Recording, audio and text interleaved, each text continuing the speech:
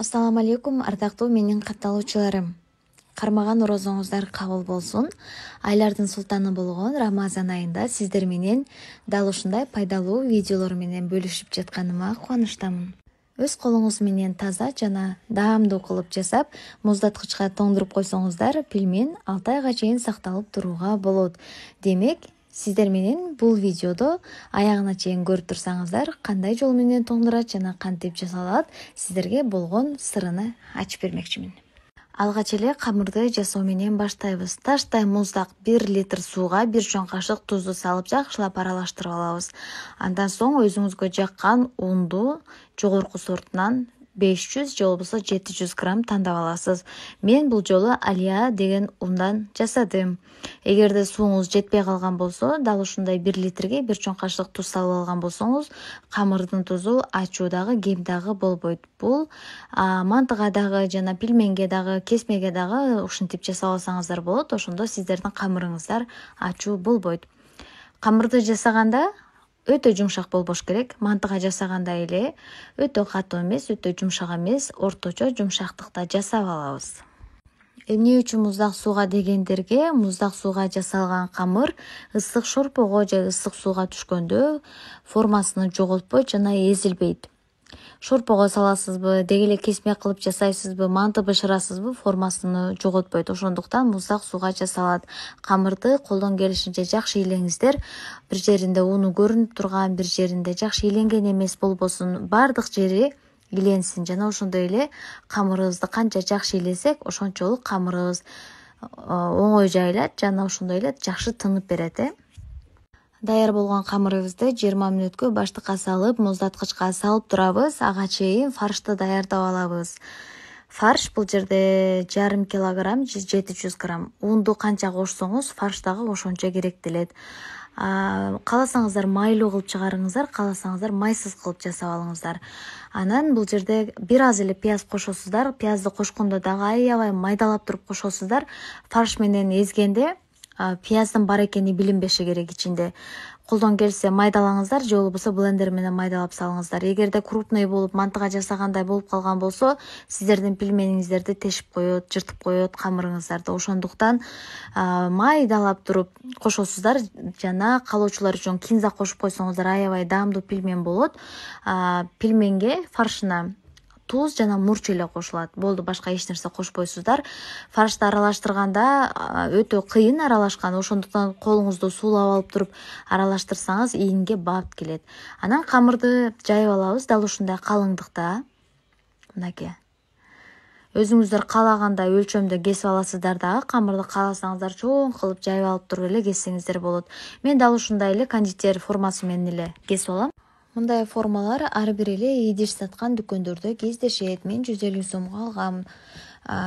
Торторго гүлдөрдү жасайт жана ушуга окшогон нерселерди жасаган формалардын эле темиринен аласыздар дагы. Камырды жайып алгандан кийин форманы коюп туруп эле оңго бурасаңыздар, формаңыздар чекче ушинтип чыгып калат. Анан ашыкча камырларын алып туруп, кайра топтоп туруп баштыкка салып койсоңуздар, фаршыны салып түйгөнгө чейин жумшак болуп калат. Ал камырды кайра дагы түйөсүздөр. Ашкан камырларды эч качан ыргытпаңыздар жана иштетпей койбоңуздар. Баштыкка салып койсоңуздар, кайра эле жумшап калат. Кайра эле аны жайып туруп, аягына чейин, бир тамчы камыр калганга чейин жасай бересиздер. Фаршты өтө көп салбайсыздар. Мына көрүп турасыздар, бир аз эле фарш турат. Пилмендин четтерини түйгөндө ашып чыгып кетпеш керек оозу мурдунан. Ошондуктан фаршты аз эле саласыздар дагы, четини бириктирип туруп эле оң тарабын сол тарапка каратып эле жабыштырып коесуздар. Мындан өткөн оңой жумуш жок. Албетте майда жумуш, бирок өз колуң менен жасаган, мээнет менен жасаган тамак өтө даамдуу болот. Ошондуктан бош убактыңызды тикке кетирбей, 1,5 килограмм болсо дагы, 1 килограмм болсо дагы жасап койсоңуз, балдарыңыз, үй бүлөңүз даамдуу тамактарды жеп турушат. Атайын бул үчүн форма деле керек эмес, достор. Мисалга алганда, мен кадимки мант казандын капкагын эле бир аз ун сейилеп алып туруп эле үстүнө пилмендерди коюп атам. Жабышып дагы калбайт, эч нерсе да болбойт. Ар бир эле үйдө мындай идиштер бар. Мисалга алганда, бул мант казан атам заманындагы мант казанда ар бир эле үй бүлөдө бар. Кааласаңыздар подносту, кааласаңыздар табак, кааласаңыздар фольганы калың кылып алыңыздар. Кааласаңыздар кадимки доска аштакта ошого жасасаңыздар дагы болот. Любой нерсенин үстүнө тоңдуруп атканда бир аз унду себелеп коюңуздар же болбосо атайын пакет салып коюңуздар. Мынакей биздин пельмендер даяр болду. Муздаткычка салып туруп, мынакей тоңдурасыздар. Өтө катуу тоңдурбаңыздар. Бир аз тоңгондо эле, мисалга алганда, бири-бирине жабышпай, катып баштаганда эле алып туруп баштыктарга салып коебуз. Эки идишиңиз болгон болсо, бирөөсүнө түйүп бүткөн чейин бирөөсү даяр болот. Мисалы, бул кадимки духовканын эле идиши. Мынакей. Ошого эле унду себелеп туруп ага тоңдурганмын. Ал даяр болгончо бул уже тоңуп даяр болуп калды. Мына ушундай.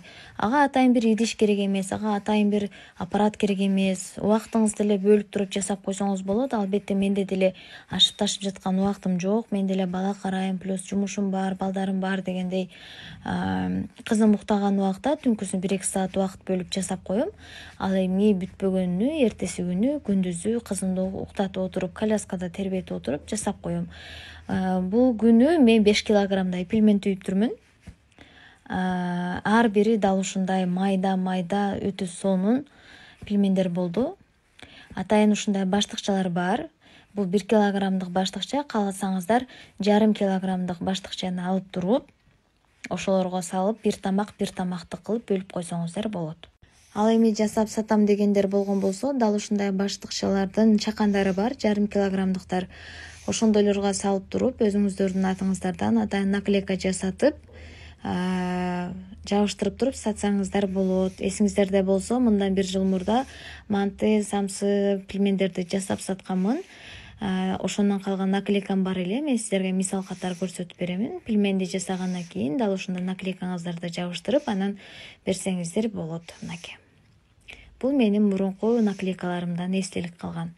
Азыркы учурда сатылбайт достор, ошондуктан рецептин көрсөтүп койдум. Өзүңүздөр жасап жесеңиздер, ошол Ак Зор ашканасынан жасалгандай болот. Биздин пельмендер даяр болду. Кааласаңыздар дүкөндөргө, кааласаңыздар муздаткычка калтырып койсоңуздар болот. Тандоо өзүңүздөрдө. Албетте, эгерде жаккан болсо, лайк, комментарий жазганды унутпаңыздар. Сиздер менен пельмендин сырын бирге аштык. Жана ошондой эле жасап көрүп, мени белгилегенди унутпаңыздар, достор. Ар дайым сиздер менен акысыз рецепттер менен бөлүшүп турам. Бул жолу дагы сиздер менен кызыктуу жана пайдалуу видео менен бөлүштүм деп ишенем. Барыңыздарга чоң рахмат. Көңүл бурганыңыздарга сиздер менен Ак Зор ашканасы кызматта болду.